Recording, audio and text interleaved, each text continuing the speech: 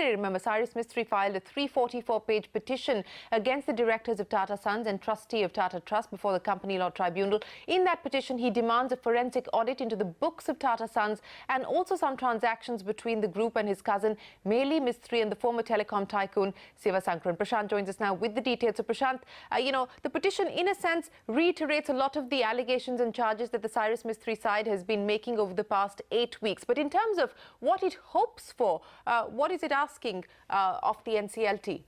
Very sharp and pointed demands, and actually the demands run 20+ odd demands is what we're talking about. I'm going to sort of run through what are the most pointed and sharp ones. So first of all, the Mistry group is asking the tribunal to appoint an independent auditor to conduct forensic audit and investigations into transactions and dealings of Tata Sons. Now, that is a very broad demand.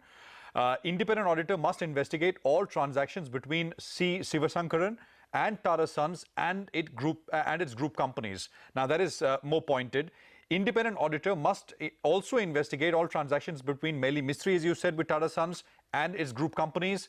This one didn't get too much attention. I mean, it came up as an allegation early on in the battle, but it's come up as one of the demands. So the Mistry group is asking for an inspector to be appointed to investigate breach of SEBI insider trading norms. Specifically, they say the investigation on insider trading should focus on breach by Mr. Ratan Tata and Mr. N. Soonawala. It's also asking Ratan Tata to pay Tata Sons the amount of unjust enrichment which he himself has got from the dealings of a flat in Bakhtawar building. I mean, again, this is something which has not got too much attention. It asks for appointment of a forensic auditor to reinvestigate transactions executed by Air Asia India with entities in India and Singapore. Remember, recently Tata Sons bought a lot of Tata Motors shares from the market. The petition asks for those funds to be brought back to Tata Sons, which were used to buy Tata Motors shares. It asks that Tata Sons should not be allowed to start any new business or acquire a company without explicit permission from the tribunal.